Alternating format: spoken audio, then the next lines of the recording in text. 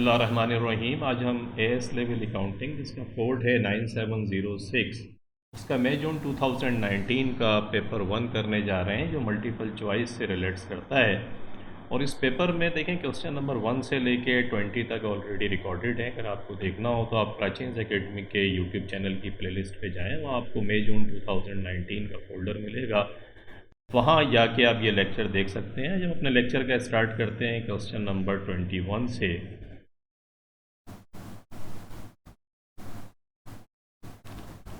Question number 21 کہتا ہے a business uses the first in first out method to value its inventory، کہ first in first out method وہ استعمال کرتا ہے اپنی انوینٹری ویلیویشن کے لیے۔ the following inventory transactions took place during the month، کہ جو منتھ ہے جولائی کا مہینہ، اس میں یہ ٹرانزیکشنز ہوئی ہیں۔ there were no opening balances، کوئی opening there was no opening balance، کہ کوئی اوپننگ بیلنس جو ہے وہ نہیں تھا۔ اب دیکھیں دو کالم ہے، ایک ریسیٹس آپ کو دے رہا ہے، ایک ایشوز دے رہا ہے آپ کو۔ ریسیٹس کا مقصد ہے کہ یہاں پر انوینٹری آپ ریسیو کر رہے ہیں، اور ایشوز کا مقصد ہے کہ یہاں سے آپ انوینٹری ایشو کر رہے ہیں۔ What was the value of the inventory at the and of the month, یہ بتائیں کہ منتھ اینڈ کی جو انوینٹری باقی بچی اس کی ویلیویشن کیا تھی۔ تو منتھ اینڈ کے اوپر جو انوینٹری باقی بچے گی اس کی ویلیویشن آپ کس طریقے سے نکالیں گے؟ اس کے اندر دیکھیں فرسٹ ان فرسٹ آؤٹ جو فی فارم کہتے ہیں، فرسٹ ان فرسٹ آؤٹ کا جو پرنسپل ہے وہ آپ کو کیا بتاتا ہے؟ وہ آپ کو یہ بتاتا ہے کہ جو انوینٹری آپ نے پہلے خریدی ہے، جب بھی آپ ایشو کریں گے، مال بیچیں گے یا پروڈکشن کو ایشو کریں گے، تو جو فرسٹ ان فرسٹ آؤٹ کی جو پہلے آیا تھا مال وہاں سے ایشو کریں گے۔ جیسے مثال کے طور پہ یہ 100 یونٹس آپ نے خریدے $15.5 پر یونٹ کے حساب سے، اس کے بعد 6 جولائی کو آپ نے خریدے 100 یونٹس $15.6 پر یونٹ کے حساب سے۔ 10 جولائی کو دیکھیں آپ کی پہلی جو ایشو ہے، آپ جو ایشو کر رہے ہیں، پہلا ایشو آپ کا کب آ رہا ہے؟ وہ آ رہا ہے 10 جولائی کو۔ یہ جو 80 یونٹس آپ نے ایشو کرے یہ کہاں سے لیں گے؟ فرسٹ ان فرسٹ آؤٹ کا مقصد ہے کہ جو 100 یونٹس آپ کو نظر آ رہے ہیں یہاں سے ایکچولی یہ یونٹس ایشو ہوں گے۔ تو یہ جو 80 یونٹس ہیں یہ کس ویلیو کے اوپر ایشو ہوں گے؟ یہ $15.5 یہاں سے یہ ایشو ہو جائیں گے، اور اس کی جو ویلیویشن ہوگی، جو ایشو کی ویلیویشن ہے وہ $15.5 کے حساب سے ہوگی۔ تو 80 ملٹیپلائڈ بائی 15.5، یہ وہ آپ سے پوچھ نہیں رہا ہے کیونکہ وہ آپ سے پوچھتا ہے جو باقی بچ گیا، لیکن میں آپ کو جسٹ سمجھا رہا ہوں کہ یہ $15.5 یہاں سے آپ لے کر آئیں گے۔ اب دیکھیں یہ 100 یونٹس میں سے 80 یونٹس ایشو ہو گئے، تو آپ کے پاس کتنے یونٹس باقی بچے؟ 20 یونٹس 15.5 کے حساب سے یہ آپ کے پاس باقی بچے۔ آگے آتے ہیں، پھر مزید آپ نے 50 یونٹس خرید لیے۔ اس کے بعد پھر 25 جولائی کو اگر آپ دیکھیں تو 100 یونٹس آپ ایشو کر رہے ہیں۔ 100 یونٹس جو ہیں وہ کہاں سے ایشو کریں گے؟ اب یہ first in first out method کو سمجھنے کا معاملہ ہے کہ سب سے پہلے آپ اوپر دیکھنا شروع کریں، آپ کے پاس 20 یونٹس تو یہ پڑے ہوئے ہیں $15.5 کے حساب سے، تو آپ یہ ایشو کریں گے اور اس کے بعد پھر نیچے آئیں گے، کیونکہ ایکچولی آپ کو 100 یونٹس جو ہے وہ ایشو کرنے ہیں، تو 80 یونٹس آپ یہاں سے لیں گے $15.6 پر یونٹ والوں میں سے۔ تو اس کا مقصد ہے 20 یہ آپ کے یہ ہو گئے، اور 80 آپ کون سے والے لیں گے؟ 80 لیں گے 15.6 والے۔ تو اس طریقے سے یہ $100 ایشو ہو جائیں گے۔ اب کوسچن یہ ہے کہ بچا گیا آپ کے پاس کو، دیکھیں یہ 100 میں سے 80 جب آپ نے ایشو کر دی ہے تو آپ کے پاس 20 یونٹس باقی بچے $15.6 کے حساب سے۔ اور یہ جو 50 یونٹس ہیں یہ بھی آپ نے خریدے ہیں جو ابھی بکے نہیں ہیں آپ کے پاس سے، تو یہ 50 یونٹس آپ کے پاس آ رہے ہیں، یہ بھی بچ گئے آپ کے پاس، تو 50 یونٹس ملٹیپلائڈ بائی $15.80، یہ دو آپ کے پاس بچے۔ Have you got my point? The point is that the company follows first in first out method of inventory valuation. First in first out means کہ what ever you issue you will be issuing from the first lot of purchases, کہ جو پہلی لاٹ آپ نے purchase کری ہے وہاں سے ایشو کریں گے۔ اس نے 80 یونٹس ایشو کرے 10 جولائی کو، جب اوپر دیکھا ہمارے پاس 100 یونٹس پڑے ہوئے تھے سب سے اوپر، وہاں سے ہم نے ایشو کر دیے، تو 20 یونٹس ہمارے پاس بچے وہاں۔ پھر فردر اس نے 100 یونٹس ایشو کرے، تو 20 یونٹس ہمارے جو سب سے پہلے پڑے ہوئے تھے وہ ہم نے ایشو کرے، اور جو 100 یونٹس ہم نے 6 جولائی کو خریدے تھے اس کے بعد اس میں سے 80 یونٹس ہم نے بیچے، ایشو کر دیے. تو ہمارے پاس یہ جو 100 یونٹس تھے اس میں سے 20 یونٹس باقی بچے. 15 جس کا ریٹ ہے $15.6 پر یونٹ کے حساب سے ہم نے وہ نکال لیا. اور باقی 20 جولائی کو بھی ہم نے 50 یونٹس خریدے تھے 15.80 کے حساب سے، ایک وہ ہمارے پاس بچ گیا. یہ پوچھتا یہ ہے کہ what is the inventory valuation at the and of the month, آپ کے پاس انوینٹری کتنی بچی. تو کیسے نکالیں گے؟ 20 یونٹس کو ملٹیپلائی کریں گے 15.6 سے، اٹ کمز $312. اور 50 یونٹس یہ والے جو آپ کو لگ رہے ہیں اس کو ملٹیپلائی کریں گے 15.8 سے، تو یہ 790 آتا ہے. 790 کو پلس کر دیں 312 سے تو 1102 آتا ہے. یہ 1102 جو آپ دیکھ رہے ہیں، یہ 1102 آپ دیکھیں کہاں مل رہا ہے آپ کو. سی چوائس میں آپ کو لکھا ہوا نظر آ رہا ہوگا 1102 $1102.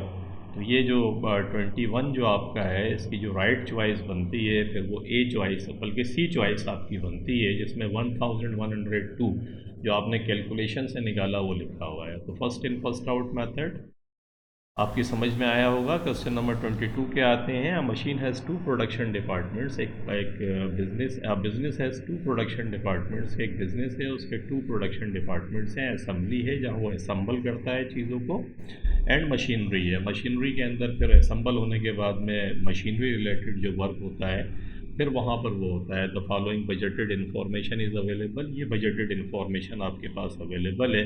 اسمبلی میں کہتا ہے کہ لیبر آورس جو ہے 5600 گھنٹے لیبر نے کام کرا ہے اسمبلی کے اندر. مشین وہاں بھی موجود ہے. مشین جو وہاں پر چلی، جو مشینری وہاں پر تھی 1200 آورس جو ہے مشینری وہاں چلی. اور اوور ہیڈ انہوں نے کیلکولیٹ کیے ہیں کہ یہاں پر اسمبلی ڈپارٹمنٹ کے اندر جو پرائم کاسٹ ہے، پرائم کاسٹ کا مقصد ہے ڈائریکٹ مٹیریل ڈائریکٹ لیبر. تو ڈائریکٹ مٹیریل ڈائریکٹ لیبر کو ہٹا کے جتنے بھی خرچے ہوں گے وہ سب فیکٹری اوور ہیڈ میں جاتے ہیں. تو وہ انہوں نے ایسٹیمیٹ کیا ہوا ہے $75,000 کا. مشینری ڈپارٹمنٹ کا معاملہ یہ ہے کہ وہاں لیبر آورس جو ہے 1350 آورس لیبر نے کام کیا. مشینری کیونکہ ہے ہی مشینری ڈپارٹمنٹ تو وہاں 6900 مشینری آورس جو ہے وہ استعمال ہوئے. اور اوور ہیڈس یہاں کا $80,000 ہے. کہتا ہے what is the over head absorption rate of the assembly department. یہ بتائیں کہ اسمبلی ڈپارٹمنٹ کا ایبزارپشن ریٹ جو جس سے اپلائیڈ اوور ہیڈ بھی کہتے ہیں. ایبزارپشن ریٹ کا مقصد ہے کہ فیکٹری اوور ہیڈ جو بجٹڈ فیکٹری اوور ہیڈ ہے، جیسے یہاں پر یہ بجٹڈ دیا ہوا ہے، اس سے آپ ایک ریٹ کیلکولیٹ کرتے ہیں اور وہ ریٹ کیلکولیٹ کرنے کے بعد اس کو ایکچوئل پروڈکشن کے اوپر اپلائی کرتے ہیں. تو وہ پوچھتا یہ ہے کہ ایکچولی یہ بتائیں کہ اس کا بجٹڈ اسمبلی ڈپارٹمنٹ کا ریٹ آپ کے پاس کیا آیا. تو اسمبلی ڈپارٹمنٹ کے اندر اگر آپ دیکھیں تو 5600 لیبر آورز ہیں آپ کے اور اوور ہیڈس یہاں پر 75,000 ہے. تو 75,000 کو اوپر رکھیں آپ. اب آپ کو چوز یہ کرنا ہے کہ کیا آپ لیبر آورز استعمال کریں گے یا مشین آورز استعمال کریں گے. آپ کو کیلکولیٹ یہ کرنا ہے کہ اس میں سے کون سا لینا ہے. تو دیکھیں لیبر آورز اگر آپ لیتے ہیں یا مشین آورز لیں گے جو جس سے آپ کیلکولیٹ کریں گے، تو یاد رکھیے گا ہمیشہ ایک تو کوسچن خود بھی بتاتا ہے آپ کو کہ آپ کو کیا کرنا ہے. آپ یہاں دیکھیں تو دیکھیں یہ جو اسمبلی ڈپارٹمنٹ کے اندر آپ مشین آورز دیکھیں تو دیکھیں یہ کم استعمال ہوئے ہیں. ایکچولی اسمبلی جو ہے یہ لیبر اورینٹڈ کچھ کام یہاں ہوتے ہوں گے، اسی لیے آپ دیکھیں کہ لیبر کے گھنٹے زیادہ لگے ہیں. ویئر ایز اگر آپ مشینری ڈپارٹمنٹ میں آئیں تو مشینری کے گھنٹے زیادہ استعمال ہوئے ہیں. تو نارملی یہ سچویشن خود بھی آپ کو بتاتی ہے کہ ریٹ کیلکولیٹ کرتے ہوئے کیا یہ لیبر آورس کے اوپر فیکٹری اوور ہیڈ اپلائی ہوں گے یا مشین آورس کے اوپر ہوں گے. تو اسمبلی ڈپارٹمنٹ کے اندر آپ دیکھ رہے ہیں کہ جو آپ کو نظر آیا یہ لیبر اورینٹڈ ورک یہاں زیادہ ہوتا ہے. تو ہم جو ریٹ اپلائی کریں گے وہ لیبر آورس کے حساب سے کریں گے یہاں پہ. اسی لیے دیکھیں جو لیبر آورس کے گھنٹے دیے ہوئے ہیں وہ آپ نیچے رکھ دیں تو آپ کے پاس ریٹ آ جائے گا جو ایکچوئل لیبر کے گھنٹوں کے اوپر آپ اپلائی کر کے مینوفیکچرنگ کاسٹ کے اندر لے کر جائیں گے. کاسٹ آف گڈس مینوفیکچرڈ جب آپ بنائیں گے تو ایکچوئل اوور ہیڈ جو ہے وہ نہیں آئے گا وہاں پہ، اپلائیڈ اوور ہیڈ آئے گا جس کو آپ اپلائی کر کے اپلائیڈ اوور ہیڈ کے لیے جو ریٹ نکالتے ہیں اسے ایبزارپشن ریٹ کہتے ہیں.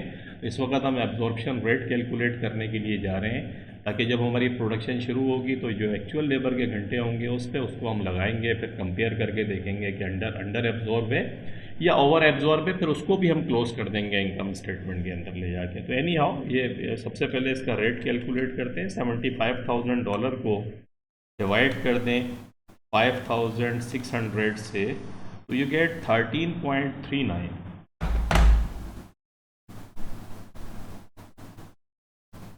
Dollar per hour. $13.39 per hour factory overhead का रेट आपने कैलकुलेट कर दिया।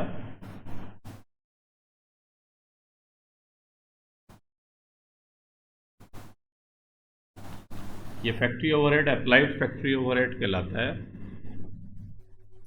अप्लाइड फैक्ट्री ओवरहेड या एब्जॉर्प्शन का रेट आपने कैलकुलेट करा इस तरीके से, और आपने देखा कि वो कैसे कैलकुलेट हुआ। 13.39 पर लेबर आवर देख रहे होंगे आप, चॉइस ए के अंदर इसने दिया हुआ है 13.39 पर लेबर आवर, और यही हमने लेबर आवर के घंटों को इस्तेमाल करके रेट निकाला। तो logic behind this, if you read the question carefully, तो उसी के अंदर आंसर भी होता है। जैसे इसके अंदर दो डिपार्टमेंट है, तो मशीनरी डिपार्टमेंट में आप देख रहे होंगे मशीनरी के, अगर मशीनरी डिपार्टमेंट का वो हमसे रेट निकालने को कहता तो फिर हम मशीनरी के जो घंटे थे, मशीन आवर्स थे, उसे इस्तेमाल करके रेट निकालते हैं। असम्बली के अंदर क्योंकि हमने देखा कि लेबर आवर्स जो हैं वो ज़्यादा हैं, वेयर इस मशीनरी कम इस्तेमाल हो रही है, तो जो चीज़ ज़्यादा इस्तेमाल होती है जिस डिपार्टमेंट के अंदर, उसी की बेसिस के ऊपर रेट कैलकुलेट करते हैं। ये ब्रॉडर कंसेप्ट और प्रिंसिपल है, इसको ध्यान में रखिएगा।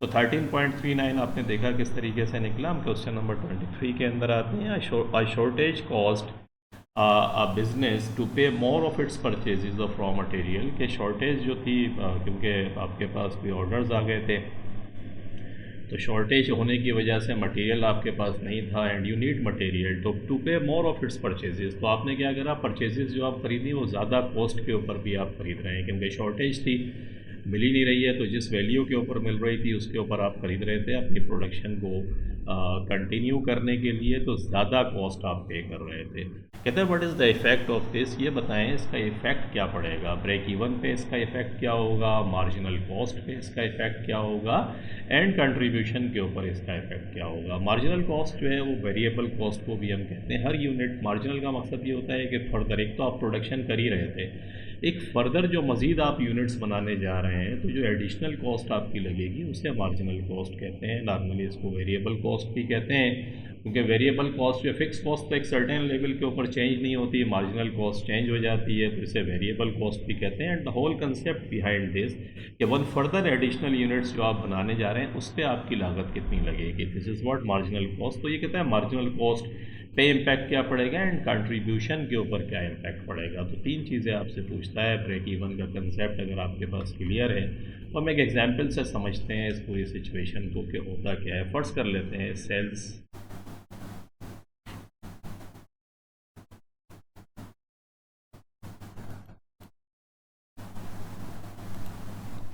हम देखते हैं कि सेल्स हमारी कितनी है, $50,000 की हम सेल्स ले लेते हैं। इसमें से लेस करते हैं वेरिएबल कॉस्ट। ये वेरिएबल कॉस्ट फर्स्ट कर लें 40,000 की है आपके पास। वेरिएबल कॉस्ट माइनस करेंगे तो जो आपके पास वैल्यू आएगी वो क्या होगी, वो फिर होगी कंट्रीब्यूशन मार्जिन। ये कंट्रीब्यूशन मार्जिन आ गया, इसमें से लेस कर दें फिक्स कॉस्ट। फर्स्ट कर लेते हैं वो 5,000 की है। आपके पास जो प्रॉफिट आया वो कितना आया, बल्कि आप यूँ करें, इसको ऐसे ना करें, आप फर्स्ट कर लें कि फ़िक्स कॉस्ट भी आपकी 10,000 की है। जब फ़िक्स कॉस्ट 10,000 की है तो ये क्या आ गया, नाइदर प्रॉफिट नॉर लॉस। इसका मकसद है ये ब्रेक इवन पॉइंट है। ब्रेक इवन पॉइंट का मकसद है कि कंपनी को ब्रेक इवन करने के लिए $50,000 की सेल्स करनी पड़ेगी, क्योंकि ब्रेक इवन वो पॉइंट होता है जहाँ पर प्रॉफिट भी कंपनी नहीं कमाती और लॉस भी नहीं कमाती, नाइदर प्रॉफिट नॉर लॉस। तो ये हमने कैलकुलेट एक ब्रेक इवन को फर्ज कर लिया और कैलकुलेट कर लिया। तो हमें पता है इस लेवल के ऊपर हमारी जो वेरिएबल कॉस्ट हैं वो 40,000 है और फिक्स कॉस्ट जो है वो हमारी 10,000 आती हैं। अब इस सिचुएशन के हिसाब से हम चलते हैं। ये कहता है कि परचेजेस की कॉस्ट, परचेजेस की अगर आप ज़्यादा प्राइस पे करेंगे तो इसका मकसद है कि रॉ मटेरियल जो आप ख़रीद रहे हैं वो आपको महंगा पड़ रहा है। जब वो महंगा पड़ेगा आपको तो वेरिएबल कॉस्ट जो है, क्योंकि रॉ मटेरियल वेरिएबल है, तो वो बढ़ जाएगा। तो आप फर्ज कर लेते हैं कि वो अगर बढ़ेगा तो ये 50,000 जो है ये तो अपनी जगह सेम होता है, सेल्स 50,000 है, इसको वही लिख देते हैं, लेस कर देते हैं वेरिएबल कॉस्ट, फर्ज कर लेते हैं। अब ये ऊपर 40,000 था, अब इसको 42,000 कर देते हैं। जब ये 42,000 हो गया तो कंट्रीब्यूशन मार्जिन कितना आ गया, 8,000। और हमारी जो फिक्स कॉस्ट थी वो कितनी थी, 10,000 थी। अब देखें यहाँ 10,000 का मकसद है ये 2,000 आपका लॉस आ गया। देख रहे हैं आप, सिर्फ इसलिए कि आपने मटेरियल महंगा खरीद रहे हैं आप, आपकी cost material raw material variable cost में जाता है, डायरेक्ट मटेरियल डायरेक्ट लेबर, तो आपकी टोटल कॉस्ट क्योंकि बड़े पर यूनिट वही सेम रहेगा, लेकिन आपकी टोटल कॉस्ट जो है वो बढ़ गई। आपने मटेरियल महंगा ख़रीद लिया तो आपकी जब डेफिनेटली महंगा ख़रीदेंगे तो चेंज हो जाएगा उसके कंपोनेंट्स में, तो आपकी टोटल जो आपने देखा कि ब्रेक इवन नहीं आया। अब इसका मकसद है ब्रेक इवन करने के लिए आपको क्या करना पड़ेगा कि 50,000 की सेल्स नहीं करनी पड़ेगी, अब आपको $52,000 की सेल्स करनी पड़ेगी। अगर आप $52,000 की सेल्स करें तो डेफिनेटली ये 2,000 का लॉस पूरा हो जाएगा वहाँ से, क्योंकि अगर मैं यहाँ 52,000 लिखूँ तो ये तो ख़त्म हो जाएगा। तो इसका मकसद है कि अगर कॉस्ट आपको है मटेरियल महंगा पड़ रहा है तो ब्रेक इवन पे इम्पैक्ट क्या पड़ा आपका, ब्रेक इवन के ऊपर इम्पैक्ट ये पड़ा कि वो इंक्रीज़ हो गया। देख रहे हैं आप, हालांकि इंक्रीज़ यहाँ भी है लेकिन मार्जिनल कॉस्ट ये डिक्रीज़ कह रहा है। हालांकि मार्जिनल कॉस्ट आपने देखा कि 40,000 से 42,000 हो गई, एब्सोल्यूट टर्म के अंदर मटेरियल कॉस्ट आपकी बढ़ गई, तो इसका मकसद है मटेरियल भी इंक्रीज़ हुआ। आपके ये डिक्रीज़ वाले तो दोनों ही इनकरेक्ट हैं, ए और बी।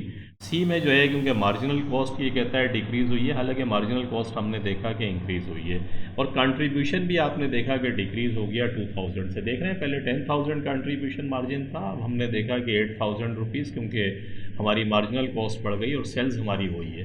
तो इसका मकसद है डी चॉइस अगर आप देखें तो डी चॉइस के अंदर जो है तीनों ब्रेक इवन पॉइंट भी आपका इंक्रीज़ हो जाएगा, मार्जिनल कॉस्ट भी आपकी इंक्रीज़ होगी और कंट्रीब्यूशन मार्जिन भी आपका इंक्रीज़ हो जाएगा। तो क्वेश्चन नंबर 23 के अंदर वी कैन सेफली से कि डी चॉइस जो है हमारी वो फिर राइट चॉइस बनती है। क्वेश्चन नंबर 24 में आते हैं, which statement best described I stepped fix cost. देखिए स्टेप्ड फिक्स कॉस्ट क्या होती है, याद रखिएगा, एक तो वेरिएबल कॉस्ट होती है जो आगे पढ़ते हैं, it changes in direct proportion to changes in output. ये तो फिर वेरिएबल कॉस्ट हो गई कि जैसे जैसे प्रोडक्शन बढ़ेगी घटेगी वेरिएबल कॉस्ट भी आपकी बढ़ती है और घटती है, तो ये तो स्टेप कॉस्ट नहीं है, इसलिए ये कट गया। It changes in proportion to change in prime cost, prime cost की चेंज के साथ ये चेंज होता है, तो ऐसा कुछ भी नहीं है। प्राइम कॉस्ट की चेंज के साथ, प्राइम कॉस्ट का मकसद ये direct material and direct labour, तो कुछ चीज़ें ऐसी हो सकती हैं जिनका डायरेक्ट रिलेशनशिप हो, लेकिन वो स्टेप कॉस्ट नहीं होती। नंबर सी में कहता है it remains a constant amount until output changes significantly. ये बिल्कुल सही बात है। जो सी चॉइस है आपकी, स्टेप्ड कॉस्ट का मकसद होता है एक सर्टेन एक्टिविटी के ऊपर, वो एक्टिविटी कोई भी हो सकती है। जैसे फॉर एग्जांपल 10,000 यूनिट्स अगर आप बनाते हैं तो आपकी टोटल कॉस्ट $50,000 लगती है, लेकिन अगर आप 10,000 से लेके 1,000 से लेके 10,000 यूनिट्स अगर आप बनाएं तो फिक्स कॉस्ट 50,000 है, लेकिन द मोमेंट आप 11,000 यूनिट्स पे जाते हैं तो ये 50,000 चेंज होकर ड्रास्टिकली 80,000 हो जाती है।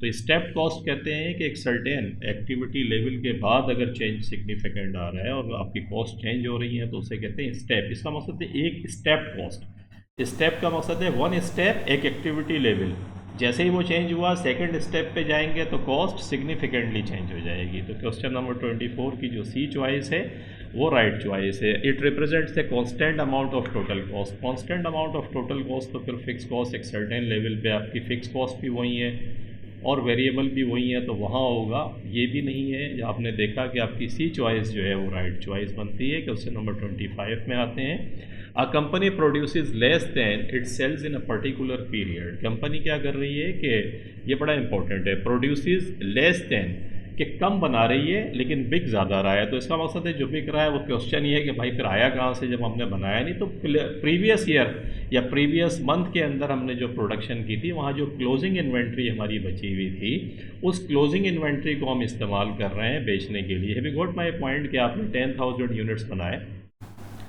ऑर्डर आपके पास 12,000 12,000 यूनिट्स का था, तो आप कैसे बेचेंगे? 2,000 आपने देखा कि यार ऑलरेडी पिछले महीने का 2,000 मेरे पास बैलेंस पड़ा हुआ है क्लोजिंग इन्वेंट्री की सूरत में, जो ओपनिंग इन्वेंट्री बन गया है इस पीरियड में आके, तो आपके वो 12,000 पूरे करके आपने माल बेच दिया।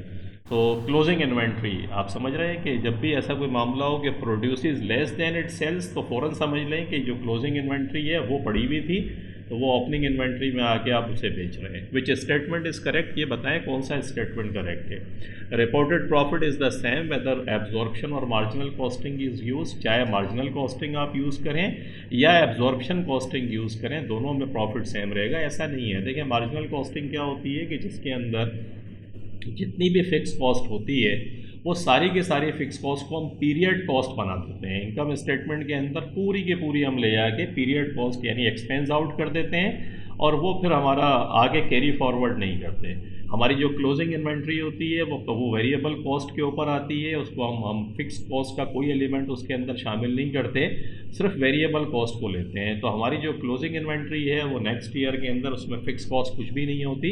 वेयरएज़ ऐसा नहीं। एब्जॉर्प्शन कॉस्टिंग में क्या करते हैं, एब्जॉर्प्शन कॉस्टिंग के अंदर हम पीरियड कॉस्ट नहीं बनाते फिक्स कॉस्ट को, बल्कि उसका जो पार्ट है जो बिक गया वो बिक गया, जो बच जाता है बिकने से उसको हम क्लोजिंग इन्वेंट्री के अंदर फिक्स कॉस्ट का कुछ हिस्सा, क्योंकि फ़िक्स कॉस्ट हम अप्लाई करते हैं इन्वेंट्री वैल्यूएशन के अंदर, तो वहाँ से लेके फिर नेक्स्ट ईयर ट्रांसफ़र होती है। यानी कुछ फ़िक्स कॉस्ट आपकी एब्जॉर्प्शन कॉस्टिंग के अंदर ट्रांसफ़र होती है नेक्स्ट ईयर के अंदर। यही एक्चुअली इन दोनों जो एब्जॉर्प्शन कॉस्टिंग और मार्जिनल कॉस्टिंग है इसका फ़र्क है।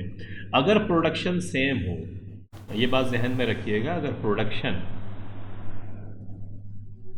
इक्वल टू सेल्स तो इन दोनों का प्रॉफिट जो है वो सेम हो जाएगा। इन दोनों का प्रॉफिट क्या होगा, सेम हो जाएगा।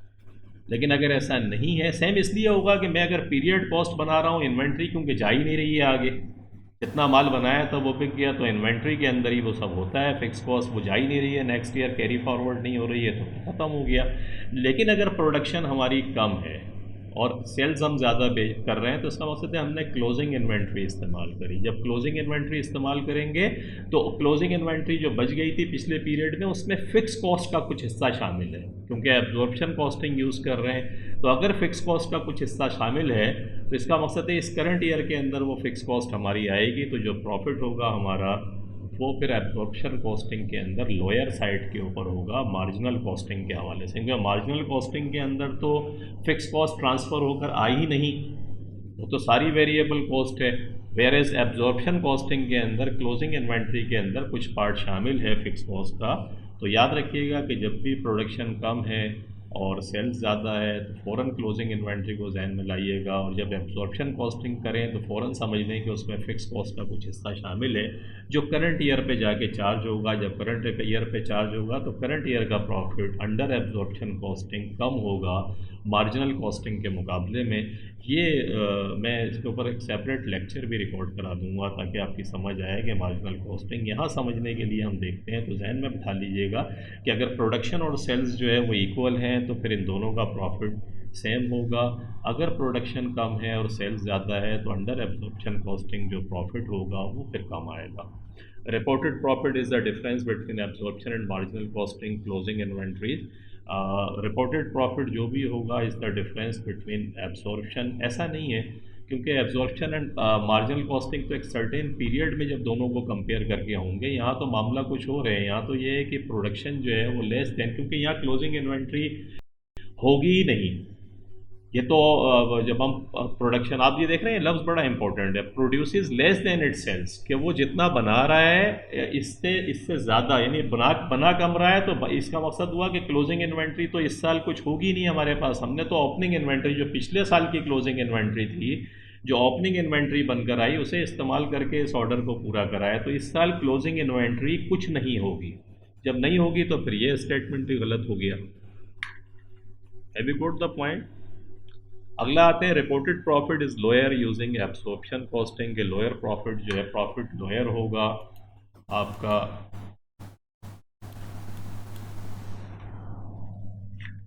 रिपोर्टेड प्रॉफिट इज लोअर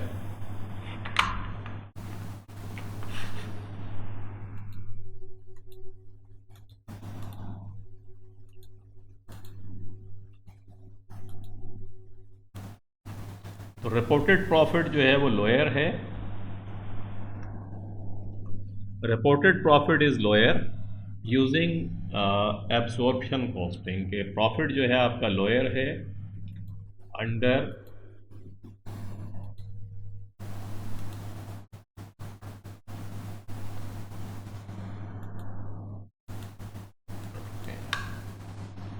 तो profit reported profit is lower using absorption costing ये मैंने आपको समझाया अभी कि रिपोर्टेड प्रॉफिट जो है वो आपका लोअर साइड पर होगा क्यों लोअर साइड पर होगा I told you the logic कि लास्ट ईयर की जो इन्वेंट्री क्योंकि इस दफ़ा प्रोडक्शन हमने कम करी है सेल्स हमारी ज़्यादा है तो इस सेल्स को जो ज़्यादा है वो कहाँ से पूरा करेंगे पिछले साल की क्लोजिंग इन्वेंट्री जो अंडर एब्जॉर्प्शन कॉस्टिंग हमारे पास आई जिसमें फ़िक्स कॉस्ट का कुछ हिस्सा शामिल है वो ओपनिंग इन्वेंट्री बनेगी उसमें लास्ट ईयर की कॉस्ट आ रही है तो डेफिनेटली मार्जिनल कॉस्टिंग के अंदर तो ऐसा नहीं है उसके अंदर तो सारी की सारी जो फिक्स कॉस्ट होती है उसको हम एक्सपेंस आउट कर देते हैं तो कोई ट्रांसफ़र नहीं होती तो जब इसकी कॉस्ट ट्रांसफ़र होकर आ रही है तो डेफिनेटली इसका प्रॉफिट मार्जिनल कॉस्टिंग से कम होगा तो ये सी चॉइस जो है वो आपकी एक्चुअली राइट चॉइस है reported profit is lower using marginal costing ये बिल्कुल गलत है क्योंकि मार्जिनल कॉस्टिंग का प्रॉफिट ज़्यादा होगा क्योंकि इसमें लास्ट ईयर की फिक्स कॉस्ट कुछ भी नहीं है तो इम्पोर्टेंट पॉइंट कि अगर एब्जॉर्प्शन कॉस्टिंग और मार्जिनल कॉस्टिंग में प्रोडक्शन और सेल्स इक्वल हैं कोई इन्वेंट्री नहीं है तो दोनों का प्रॉफिट और लॉस सेम आएगा keep it in your mind whereas अगर प्रोडक्शन जो है वो कम है प्रोडक्शन आपकी अगर कम आ रही है सेल्स के मुकाबले में तो जैसे इस सवाल में हमने देखा तो एब्जॉर्प्शन कॉस्टिंग के अंदर प्रॉफिट कम होगा और अगर प्रोडक्शन आपकी ज़्यादा है और सेल्स कम है तो अंडर एब्जॉर्प्शन कॉस्टिंग आपका प्रॉफिट पे ज़्यादा होगा तो ये रिलेशनशिप जहन के अंदर रखिएगा क्वेश्चन नंबर 26 में आते हैं which statements are true about the preparation of the break even chart कि जब ब्रेक इवन चार्ट बनाने जाते हैं तो कौन सा स्टेटमेंट इसमें से सही है cost are easily classified into fix and variable तो कॉस्ट तो फिर दी हुई होती हैं जब आप ये स्टेटमेंट बनाते हैं इसलिए क्लासिफिकेशन यहाँ नहीं करते यहाँ तो उस क्लासिफिकेशन को यूज़ करते हैं क्लासिफिकेशन इज़ ऑलवेज डिफ़िकल्ट कि यार कौन सा वेरिएबल है कौन सा फिक्स है तो ये स्टेटमेंट सही नहीं है fix cost always change as output changes ऐसा भी नहीं है फिक्स कॉस्ट एक सर्टेन आउटपुट के बाद चेंज होता है हर आउटपुट के ऊपर इस आउटपुट चेंजेस के जब भी आउटपुट चेंज होगी ये चेंज होगा ये भी नहीं है आपके पास the break even point is clearly seen जब आप चार्ट बना रहे होते हैं तो चार्ट के अंदर तो ना फिक्स कॉस्ट और वेरिएबल कॉस्ट की क्लासिफिकेशन होती है और ना फिक्स कॉस्ट जो है चेंज हो रही होती है हर लेवल के ऊपर वो फिक्स होती है तो ब्रेक इवन पॉइंट को अलबत्ता आप ब्रेक इवन चार्ट में इत्मीनान से देख सकते हैं तो फिर ये जो आपकी थर्ड पार्ट है ये बिल्कुल सही है बाकी ये दोनों जो हैं वो इनकरेक्ट हैं अगर आपने ब्रेक इवन चार्ट बनाया हो तो उसमें कोई क्लासिफिकेशन जो है वो इस तरीके से आपको नज़र नहीं आएगी ना फिक्स कॉस्ट चेंज होती हुई नज़र आएगी वो कांस्टेंट होगी एक सर्टेन आउटपुट लेवल के ऊपर तो थर्ड जो है आपका डी हुआ है तो 26 के अंदर वी कैन सेफली से कि डी चॉइस हमारी सही है क्वेश्चन नंबर 27 में आते हैं when a company had sales revenue of $600,000 कि कंपनी का अगर सेल्स रेवेन्यू $600,000 का है इट्स वेरिएबल कॉस्ट पर $300,000 और उसकी वेरिएबल कॉस्ट $300,000 है तो अगर 600,000 ये है और वेरिएबल सेल्स ये है आपकी वेरिएबल कॉस्ट कितनी है 300,000 तो ये 300,000 आपका कंट्रीब्यूशन मार्जिन आ गया कंट्रीब्यूशन मार्जिन आ गया तो सीएम रेशो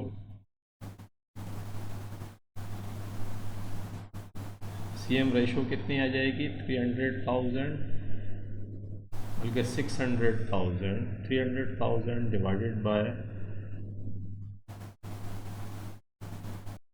कंट्रीब्यूशन मार्जिन को ऊपर रखते हैं और जो सेल्स रेवेन्यू है आपकी उसको नीचे रखते हैं तो आई एम जस्ट सेइंग कि 300,000 divided by 600,000 you get 0.5,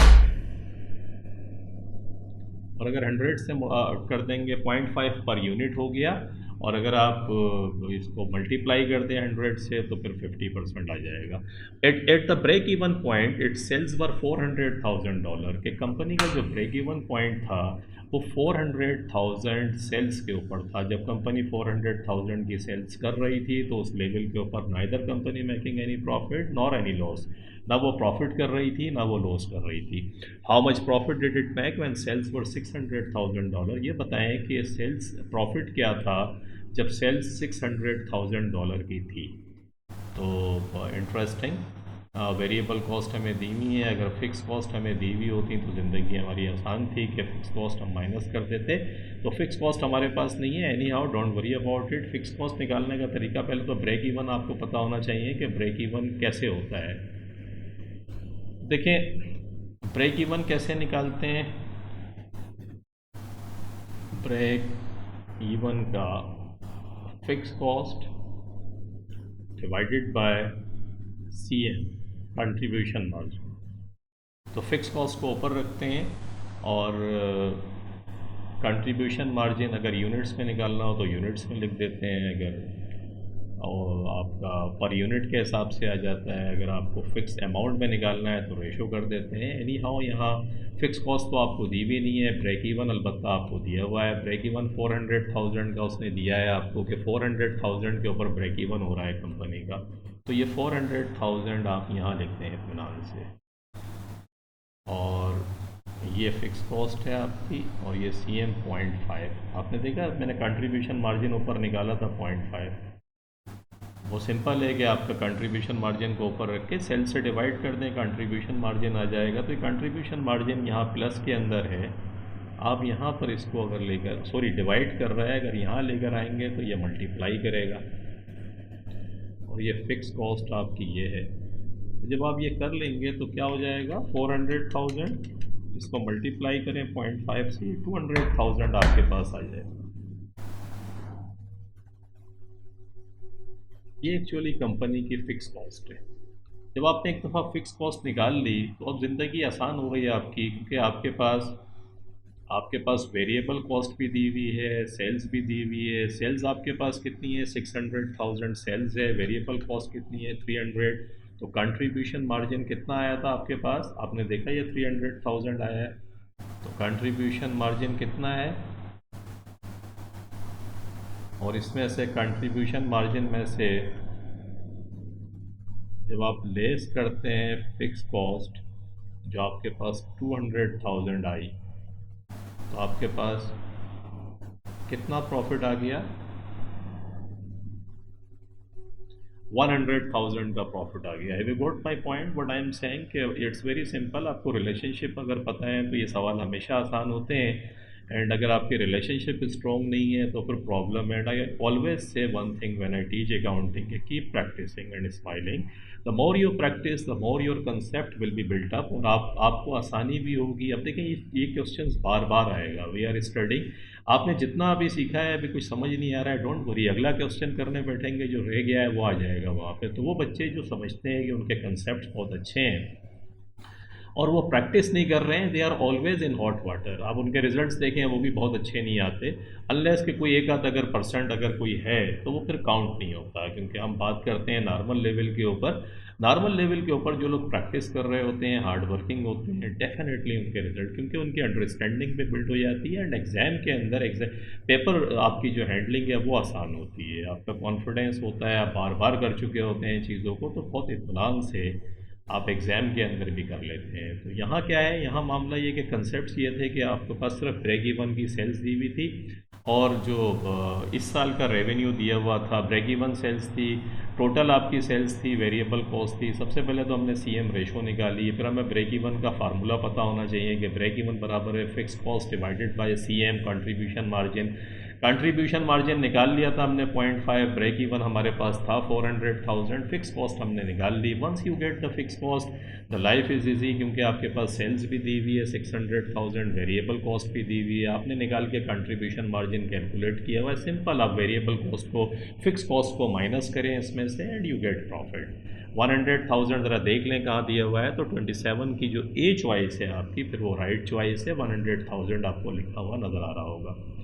question number 28 में आते हैं। Company provided the following information, company ने ये इन्फॉर्मेशन आपको प्रोवाइड करी। टोटल सेल्स आपको दी हुई है $400,000 की, प्रोडक्शन एंड सेल्स यूनिट्स के अंदर दिए हुए हैं 10,000, टोटल कॉस्ट आपको दी हुई है $250,000 की, एंड टोटल फिक्स कॉस्ट भी दे दी है इसने। इंटरेस्टिंग, टोटल कॉस्ट भी है, टोटल फिक्स कॉस्ट भी है। What was the contribution to sales ratio के, कंट्रीब्यूशन टू सेल्स रेशो क्या होगा? कंट्रीब्यूशन टू सेल्स रेशो के लिए सेल्स हमें दी हुई है, वेरिएबल कॉस्ट हमें पता होनी चाहिए, ताकि सेल्स में से वेरिएबल कॉस्ट को अगर हम माइनस कर दें तो कंट्रीब्यूशन मार्जिन आ जाएगा। कंट्रीब्यूशन मार्जिन को अगर हम डिवाइड करते हैं सेल्स से तो कंट्रीब्यूशन टू सेल्स रेशो हमारे पास आ जाएगी। टोटल कॉस्ट दी हुई है आपके पास, देखें 250,000, इसमें से माइनस कर दें टोटल फिक्स कॉस्ट, तो 250,000 में से माइनस कर दिया आपने 50,000 को, यू गेट 200,000।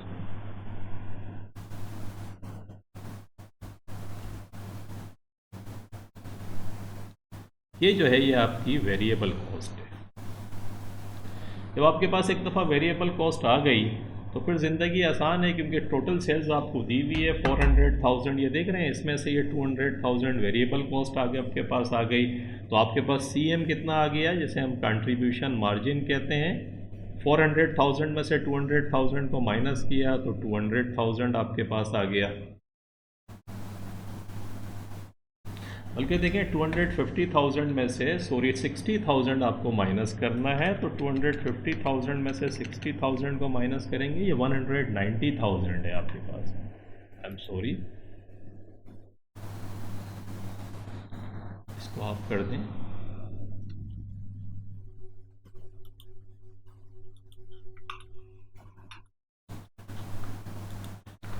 तो 190,000, और अगर 400,000 में से आपने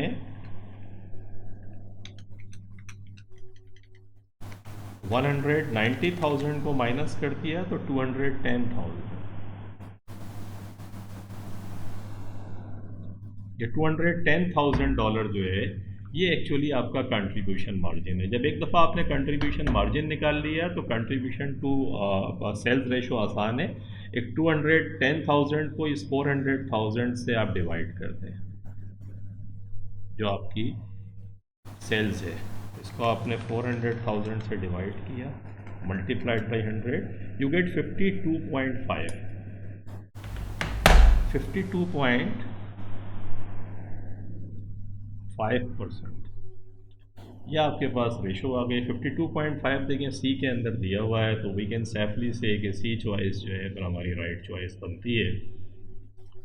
बहुत सिंपल है, आसान सवाल है। अगर आपके कंसेप्ट्स क्लियर हैं, आसान किस तरीके से, मैं रिपीट कर देता हूँ।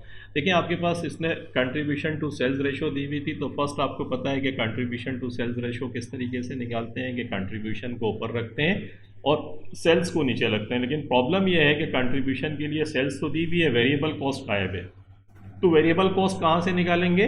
टोटल कॉस्ट भी दी हुई थी इत्तेफाक से, और टोटल फिक्स कॉस्ट भी दी हुई है। तो टोटल कॉस्ट 250,000 में से 60,000 जो टोटल फिक्स कॉस्ट दी हुई है वो माइनस किया, तो 190,000 आपके पास वेरिएबल कॉस्ट आ गई। इस 190,000 को सेल्स में से जब माइनस किया, सेल्स आपके पास है 400,000 में से 190,000 को माइनस किया, यू गेट 210,000 कंट्रीब्यूशन मार्जिन। इस $210,000 को जब आपने 400,000 जो सेल्स है उससे डिवाइड किया, तो आपके पास कंट्रीब्यूशन टू सेल्स रेशो आ गई 52.5, और वो आपको दी हुई है सी चॉइस में। 28 की सी चॉइस राइट होती है। 29 में आते हैं।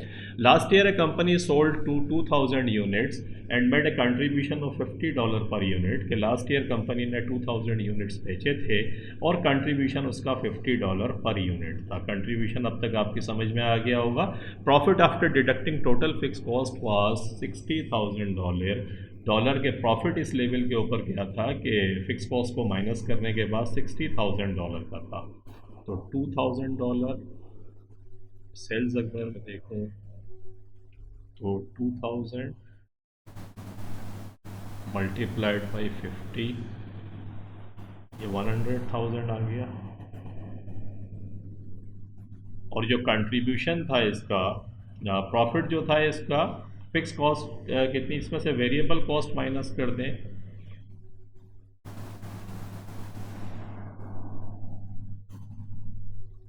तो सीएम आ जाएगा।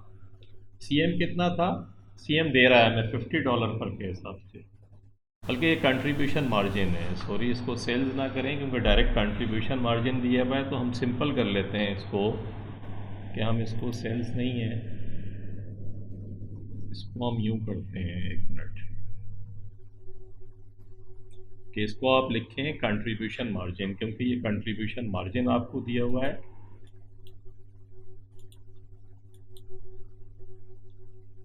तो सीएम, क्योंकि देखें ये कंट्रीब्यूशन है, सेल्स नहीं है। 2000 यूनिट्स आपने 50 के हिसाब से बेच के कंट्रीब्यूशन मार्जिन कमाया कितना, 100,000। अब आते हैं फिक्स कॉस्ट के बाद, ये कहता है प्रॉफिट जो इसने फिक्स कॉस्ट को माइनस करने के बाद जो प्रॉफिट आपके पास आ रहा है वो कितना आ रहा है, 60,000 का। तो इसमें से आपको पता है आप क्या करते हैं, लेस करते हैं फिक्स कॉस्ट जो आपको दी भी नहीं है, लेकिन आपको प्रॉफिट दिया हुआ है, देख रहे हैं आप, 60,000 का प्रॉफिट है। ये बड़ा सिंपल है। अब आप देखें फिक्स कॉस्ट कितनी है, तो बड़ा सिंपल है, 100,000 का आपका कंट्रीब्यूशन मार्जिन था, 60,000 आप प्रॉफिट कमा रहे हैं, तो भाई फिर $40,000 जो है वो आपका क्या हो गया, ये $40,000 एक्चुअली आपकी फ़िक्स कॉस्ट है, क्योंकि 100,000 का कंट्रीब्यूशन मार्जिन है, उसमें से फ़िक्स कॉस्ट आप 40,000 की माइनस करते हैं, तो प्रॉफिट 60,000 जो उसने सवाल में दिया हुआ है। तो ये इसके करने का मकसद ये है ताकि फ़िक्स कॉस्ट आपकी समझ में आ जाए कि भाई इस लेवल के ऊपर फ़िक्स कॉस्ट कितनी है। अब आगे आ जाएँ, this year sales volume increase by 10% के सेल्स वॉल्यूम में 10% का इजाफा हो गया। सेल्स वॉल्यूम कितना था, 2000 था, 2000 यूनिट्स थे, 10% का इजाफा करा तो ये 200 आता है, 200 को प्लस कर दिया तो इसका मकसद है 22,000 यूनिट्स आपके पास हो गए।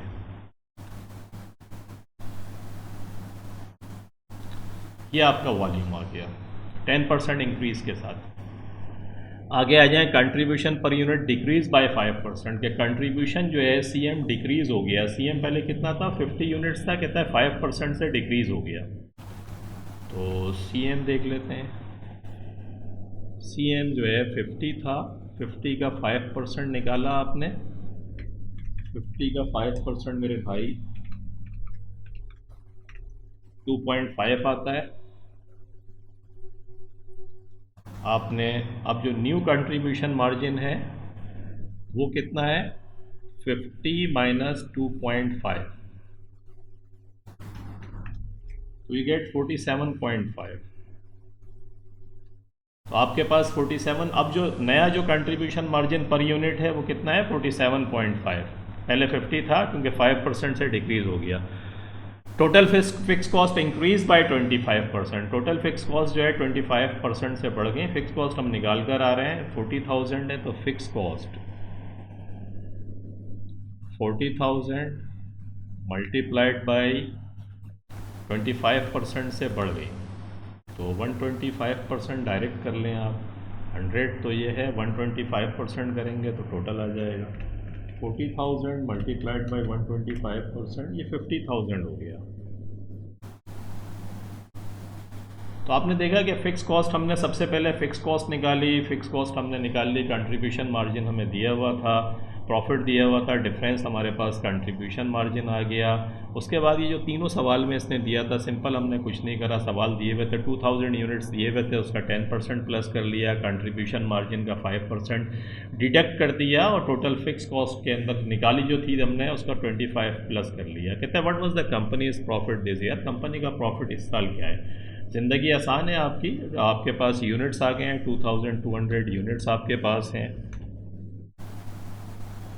मल्टीप्लाई कर दें, कंट्रीब्यूशन मार्जिन निकाल लें। ये अब आपके पास नया जो कंट्रीब्यूशन मार्जिन का रेट है वो कितना है, 47.5, ये वाला लीजिएगा, 47.5, तो आपके पास कितना आ गया ये 2200, ये नए यूनिट्स मल्टी 47.5, ये आ गया 10450, 104,500। ये कंट्रीब्यूशन मार्जिन है, इसमें से लेस कर दें आप फिक्स कॉस्ट। फिक्स कॉस्ट कितनी आ गई है आपको देखा भी आपने 50,000 आ गई है, तो 50,000 इसमें से लेस कर दें, एंड यू गेट 54,500। ये 54,500 है एक्चुअली, ये फिर आपका प्रॉफिट आ गया। 54,500 ढूंढे कहाँ पर है, ये बी के अंदर लिखा हुआ नज़र आ रहा है आपको, तो 29 का जो राइट चॉइस है फिर वो बी चॉइस बनती है। और बनती क्यों है वो आपने देख लिया कि बड़ा सिंपल सा भी है, थोड़ा लंबा है, मकसद ये कि आपका कैलकुलेशन अगर आप कर लेंगे सुकून से तो लाइफ इज इजी, कंफर्टेबल होंगे आप। तो सीएम हमने निकाल लिया था, फिक्स कॉस्ट निकालनी थी इसके अंदर सबसे पहले, बाकी तो सिंपल कैलकुलेशन है, वॉल्यूम बढ़ गया, कंट्रीब्यूशन डिक्रीज़ हो गया, फिक्स कॉस्ट बढ़ गई और प्रॉफिट निकल गया। क्वेश्चन नंबर 30 में आते हैं, why do business prepare budget, business क्यों प्रीपेयर करते हैं बजट को, टू कम्युनिकेट प्लान्स। बिल्कुल सही बात है कि कम्युनिकेट, क्योंकि अगर आप बजट बनाएंगे नहीं तो किस तरीके से डिपार्टमेंट्स अपने काम करेंगे, तो आप कम्युनिकेट करते हैं कि what targets you have for the year, what their KPIs key performance indicators, how they will be जज at the end of the year, उनकी परफॉर्मेंस जज होगी, they will be getting and to से जो भी उनके परफॉर्मेंस मेजरमेंट होंगी उसकी बेस पे सैलरी इंक्रीज़ होनी है, उनको बोनस मिलना है, तो ये सब बजट नहीं बनेगा तो किस तरीके से होगा। तो बिल्कुल कम्युनिकेट प्लान ये सही है। टू कंट्रोल एक्टिविटीज़, ये बात भी बिल्कुल सही है कि एक्टिविटीज़ आप कंट्रोल करते हैं। To improve coordination, different departments के दरमियान कोऑर्डिनेशन बढ़ती है।